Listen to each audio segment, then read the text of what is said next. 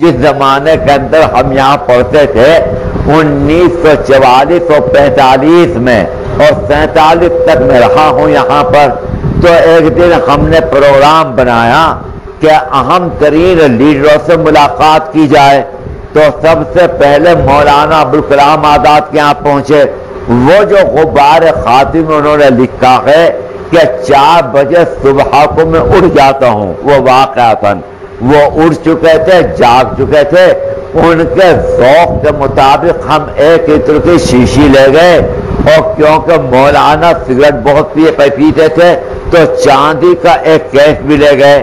تو مولانا غسل کر کے باہر آئے تھے، 2-4 منٹ تک صرف ہمارے ساتھ کھڑے ہوئے وہ، اور بچوں کے ساتھ کیا بات چیت کرتے، ہم بھی فقط ان کے دیکھنے میں، بلکہ حماقت یہ کی کہ جب ہم گفتگو کر کے بات چیت کر کے دیکھ کے گفتگو بات چیت تو درکنار، باہر آ کر ان کے دروازے کے آئینے میں سے انہیں جھانکنے لگے، یہ حماقت۔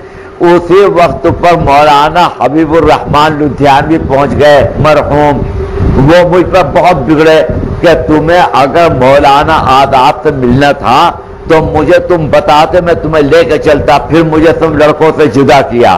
اس وقت پر ہمارے ساتھ قاضی ارشاد حسین ارشد بھی تھے، طالب علم، جو حضرت مولانا سجاد صاحب مرحوم کے چھوٹے بھائی ہیں، اور ہمدرد دواخانے میں ان کے اور رشتہ دار تھے ادریس صاحب اور بہت سے طالب علم۔ تو پھر مجھے لے گئے مولانا حبیب الرحمان، اور جا کر مولانا ابوالکلام آزاد سے پوچھا کہ انہیں پہچانتے ہو؟ تو مولانا نے کہا کہ نہیں، میں نہیں پہچانتا۔ تو مولانا حبیب الرحمان کی عجیب عادت تھی، میں نے انہیں دیکھا کہ اپنے ٹیلی فون پر بیٹھے ہوئے ہیں، اگر ٹیلی فون کوئی آ رہا ہے تو یوں کہتے تھے کہ میں بول رہا ہوں مولانا حبیب الرحمان۔ مولانا کے لفظ سے اترتے ہی نہیں تھے۔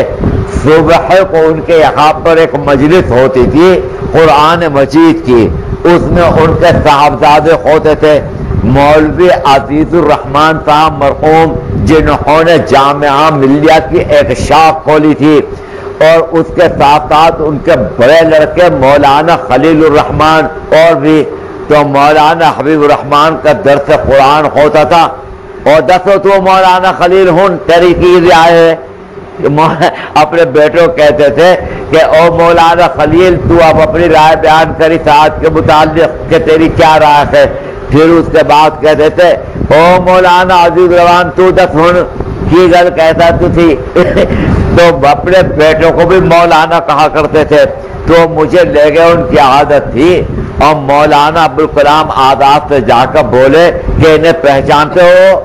اپنے خاص انداز میں لب و لہجہ بہت ان کا عجیب و غریب تھا۔ تو مولانا ابوالکلام آزاد نے کہا کہ میں نہیں جانتا بھائی، پہچانتا نہیں۔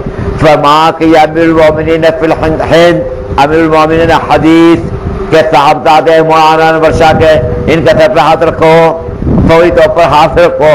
تو مولانا ابوالکلام آزاد نے میرے سر کے اوپر ہاتھ رکھا۔ وہاں سے ہم نکل کر گاندھی جی کے یہاں پہنچے، تو گاندھی جی نے ہمارے سامنے ایک سلیٹ پیش کر دی اور کہا کہ میرا آج مون برت ہے، اگر تمہیں کچھ لکھنا ہے تو اس کے اوپر لکھ دو۔ ظاہر ہے کیا لکھتے؟ وہاں سے نکل کر ہم جواہر لال کے یہاں پہنچے، وہ اپنی ایک رشتہ دار بہن کے یہاں ٹھہرے ہوئے تھے۔ تو جواہر لال کو ہم نے اس حال میں دیکھا کہ انہوں نے جاگیا پہن رکھا تھا اور ایک بنیان پہن رکھا تھا کھدر کا، اور اپنے چپل کے اوپر اپنے ہاتھ سے پالش کر رکھے تھے۔ ہمیں کرسیوں کے اوپر بٹھا دیا، خود نیچے پالش کرتے رکھے، اور ہم سے بات چیت کرتے رہے ہماری ہی سطح کے مطابق۔ یہ بات ہے، مسئلہ یہی کہ پڑھا کرو، پڑھنے میں بڑا فائدہ ہے، اس سے مستقبل چمکتا ہے، تابناک ہوتا ہے، فلاں فلاں۔ وہاں سے نکل کر ہم پٹیل کے یہاں پہنچے، تو پٹیل اندر سے باہر آ رکھے تھے، وہ واحد شخص جس نے ہمارے ساتھ مسافہ بھی گوارا نہیں کیا، سردار پٹیل نے، ولبھ بھائی پٹیل۔